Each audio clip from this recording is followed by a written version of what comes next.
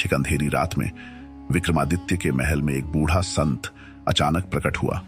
उसकी आंखों में एक अजीब सी चमक थी और वह रहस्यमयी ढंग से मुस्कुरा रहा था। राजा विक्रमादित्य ने संत का स्वागत किया, लेकिन संत ने सीधा कहा, महाराज, यह केवल मेरे छद्म रूप में तुम्हारे सामने हूं। असली स्वरूप देखना है तो मेरे साथ आना पड़ेगा। विक्रमादित्य ने शांत स्वर में पूछा, तुम कौन हो और यहां क्यों आए हो? संत की हंसी महल की दीवारों से टकराते हुए गूंज उठी। मुझे केवल तांत्रिक कह सकते हो। मैं तुम्हारी शक्ति की सच्चाई जानने आया हूं, लेकिन क्या तुम मेरे मायाजाल से पार पा सकते हो? इस पर विक्रमादित्य ने हंसते हुए उत्तर दिया, तुम्हारे जादू के पीछे छुपी सच्चाई को समझने की कोशिश तो जरूर करूंगा।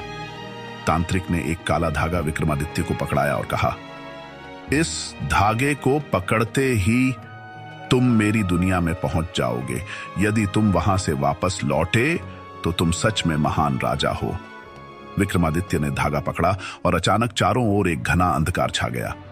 अगले पल विक्रमादित्य ने खुद को एक अनजाने जंगल में पाया। वहां सैकड़ों आवाजें गूंज रही थीं, मानो चारों ओर परछाइयां जिंदा हो उठी हों। तभी एक रहस्यमयी आवाज ने विक्रमादित्य को चौंका दिया, राजा विक्रमादित्य, क्या तुम जानते हो कि यह केवल शुरुआत है? विक्रमादित्य ने आत्मविश्वास से उत्तर दिया, शुरुआत हो या अंत, सत्य का सामना मैं जरूर करूंगा। पर तभी जंगल में से एक परछाई विक्रमादित्य की ओर बढ़ी और ठहाके लगाते हुए बोली, राजा, क्या तुम इस जंगल से बाहर निकलने का रास्ता जानते हो, या मेरी शक्तियां तुम्हें भी यहीं बंद कर देंगी? विक्रमादित्य ने उस परछाई की ओर नजरें उठाईं, जो धीरे धीरे घने कोहरे से बाहर निकल रही थी। उसकी आकृति धुंधली और डरावनी थी और उसकी हंसी का शोर पूरे जंगल में गूंज रहा था। विक्रमादित्य ने अपने आप को संयमित करते हुए कहा, जो भी हो, इस रास्ते को समझकर ही वापस लौटूंगा। परछाई ने धीरे से कहा, अच्छा, तो चलो देखते हैं तुम्हारी ताकत और बुद्धिमानी कितनी है।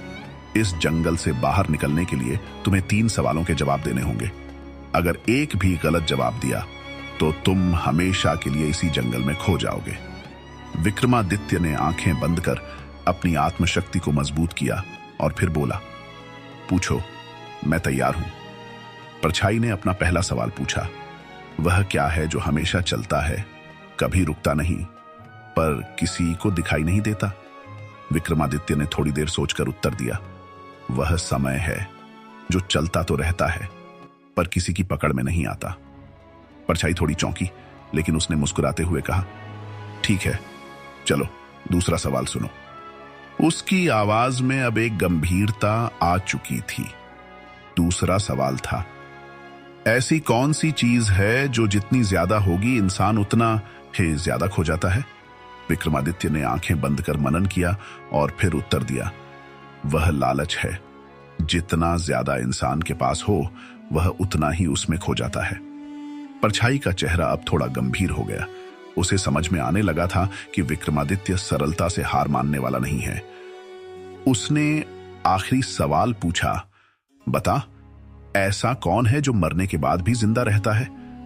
विक्रमादित्य ने एक गहरी सांस ली और कहा, वह है एक महान व्यक्ति का नाम और उसकी कीर्ति।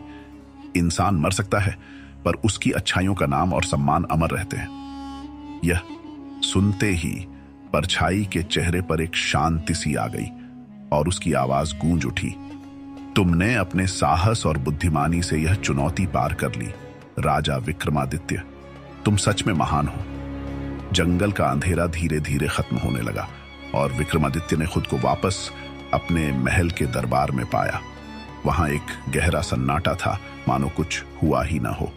लेकिन विक्रमादित्य के मन में उस तांत्रिक और उसकी रहस्यमयी दुनिया की छवि हमेशा के लिए बस गई।